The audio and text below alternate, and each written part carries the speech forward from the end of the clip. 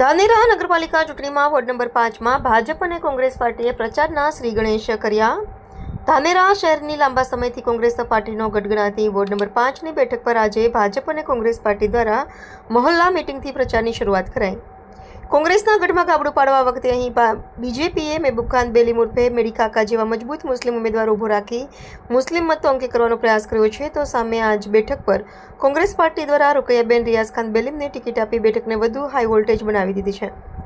હાલમાં ધાનેરા શહેરમાં બીજેપી દ્વારા પ્રથમ વખત મુસ્લિમ સમાજના 2 ઉમેદવારોને ટિકિટ આપી રાજકીય પંડિતોને વિચારમાં મૂકી દીધા છે। ત્યારે આજે શહેરના બેલીમવાસ અને વેપારીવાસ વિસ્તારમાં હવે ચૂંટણી પ્રચારની મિટિંગનો દોર આજથી ચાલુ થઈ ગયો છે।